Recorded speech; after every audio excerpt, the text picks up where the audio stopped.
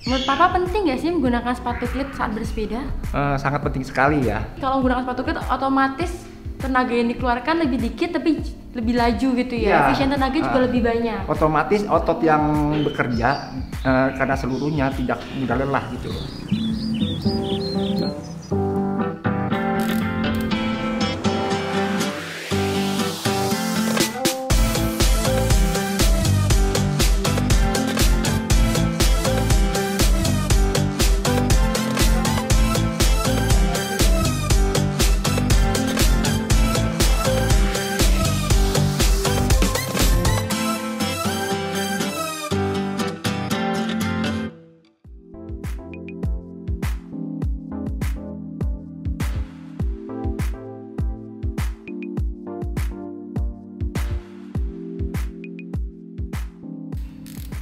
Halo Riders, balik lagi nih bersama saya dan Papa saya. Kali ini kita mau ngebahas tentang penting gak sih menggunakan sepatu klit saat bersepeda.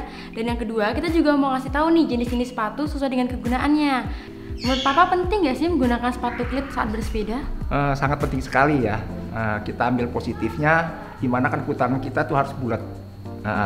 Itu kalau dilihat harus kita bulat karena otot kita kalau tidak pakai klit hanya nekan paha bagian atas saja. Jadi kalau menggunakan klit itu karena dia nempel, jadi itu bisa kayak kegunaannya tuh bisa untuk otot depan, otot belakang juga ikut berfungsi ya. Karena otot-otot paha kita kan banyak otot-otot juga. Nah, bentuk putarannya itu seperti segi lima sebetulnya karena di setiap tarikan itulah sudut-sudutnya mereka. Berarti kalau menggunakan sepatu klit otomatis tenaga yang dikeluarkan lebih dikit tapi lebih laju gitu ya. Efisien tenaga juga lebih banyak. Otomatis otot yang bekerja karena seluruhnya tidak mudah lelah gitu loh. Kedua juga mencegah supaya otot kita terbentuknya tidak salah.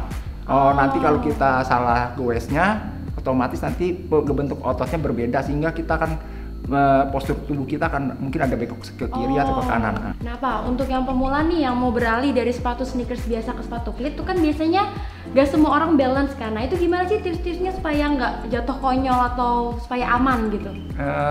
Sangat penting ya, kita harus melatih kebiasaan dulu. Terutama keseimbangan kita sudah bagus, teknik kita bagus, baru kita mulai memakai sepatu klit. Caranya kita pakai roller atau yang diikat sepedanya, kita masukin dan sering dibuka tutup. Sepeda statis gitu sepeda ya? Statis. Itu sering terus dibuka berapa kali sampai kita refleksnya bagus. Nah, baru kita dijajal di jalan. Nah kalau untuk yang nggak punya kayak sepeda statis atau roller nih, kayak dia cuman bisanya sepedaan di jalan, itu tipsnya gimana? Saya sarankan untuk melatih ini pakai satu sepatu dulu. Nah, sandalnya diturunin sedikit. Kita bisa main di komplek, jalan pelan-pelan.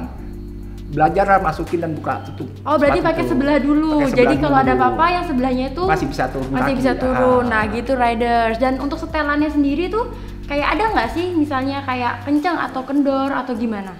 Setiap pedal itu biasanya ada adjusternya ya. Makanya kalau kita beli pedal untuk kita belajar, kita harus pakai yang paling enteng atau gampang dibuka. Berarti dikendori. Kita kendori. Jangan sekali kita pakai yang setelannya keras. Sehingga kita mudah untuk melepaskannya. Jadi gitu Riders, untuk yang baru belajar nih kayaknya disaranin banget jangan langsung ke jalan raya. Kalau yang nggak punya sepeda statis atau roller bisa di komplek dulu atau nggak pakai sebelah dulu sepatunya. Jadi belajar masuk keluarin pedal kayak gitu. Dan setelannya juga kalau bisa jangan pakai yang keras-keras, pakai yang ringan dulu gitu ya. Iya, supaya mudah melepaskannya. Nah, sama seperti halnya dengan sepeda kan juga ada berbagai jenisnya, jenis off-road dan jenis jalan raya. Nah, untuk sepatu juga ada nih Riders.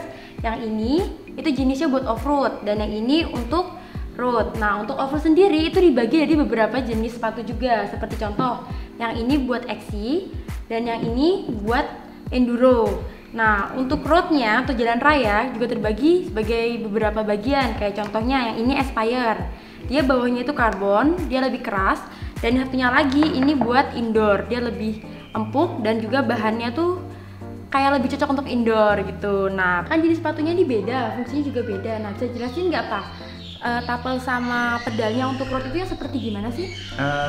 Untuk road ya dia hanya satu sisi, tidak bolak-balik. Nah juga tapelnya ini ada 3 warna. Maksud dengan tujuan yang warna merah ini kalau dimasukin dia nol, tidak bisa digerakkan sama sekali.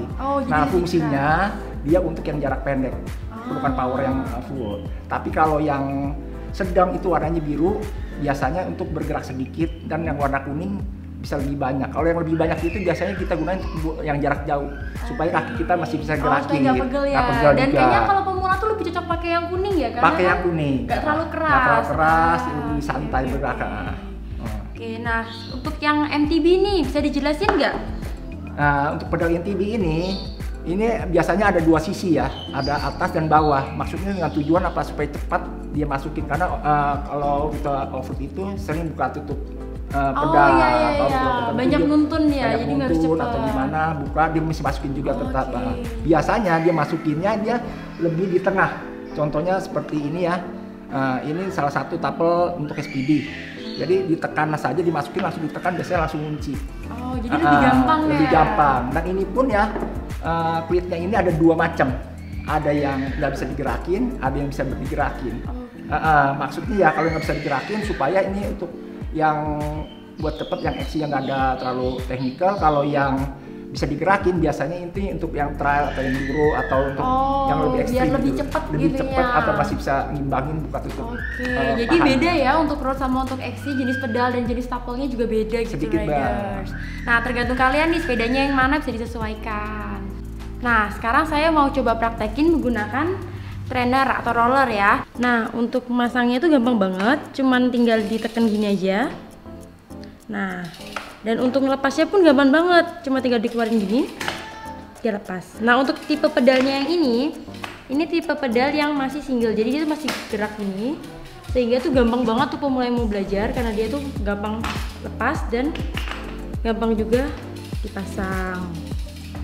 Nah selanjutnya saya mau ngejelasin tentang sepatu road. Nah sepatu road ini bedanya dengan MTB adalah dari dia punya pedal dan dia punya klit juga berbeda. Nah tujuannya dia punya klit cuma satu sisi kayak gini, dia punya pedal satu sisi gini, itu karena di road itu tidak seperti MTB yang gampang yang sering buka pasang pedal. Nah untuk pedalnya, untuk tapelnya sendiri pun atau klitnya itu juga berbeda. Klitnya itu dia kayak gini, dia lebih plastik, sedangkan MTB itu terbuat dari besi. Nah dari jenis sepatunya pun juga berbeda. Kalau tadi kita lihat sepatu MTB kan dia di bawahnya tuh ada kayak supaya nggak licin dan bisa untuk jalan. Nah kalau sepatu road itu dia bawahnya itu kayak lebih flat, cuman bawahnya itu karbon. Dan sepatu road ini juga terbagi di berbagai kategori. Misalnya ini buat yang pemula tuh dia agak lentur, dan untuk yang pro dia agak keras. Nah kali ini saya pakai Shimano RC7. Nah kita lihat ya cara pakainya gimana. Pertama cari dulu sisinya, pasin ke klitnya dan kemudian tekan seperti ini. Nah untuk cara ngeluarinnya pun cukup gampang, cukup dibuang keluar seperti ini. Nah, tadi kan dijelasin tuh tentang penting nggak sih menggunakan sepatu klit dalam bersepeda. Selain untuk efisien tenaga, sepatu klit itu juga bagus banget untuk kalian yang kayak melatih kekuatan otot, karena tidak cuma menggunakan kekuatan otot depan, tapi menggunakan otot belakang, samping, bagian betis, dan semua otot kaki kalian juga ikut bekerja. Tadi juga udah dijelasin tuh perbedaan sepatu klit road dan sepatu klit untuk MTB dan juga cara pemasangannya. Semoga video kali ini membantu kalian. Sampai berjumpa di video berikutnya. Dadah!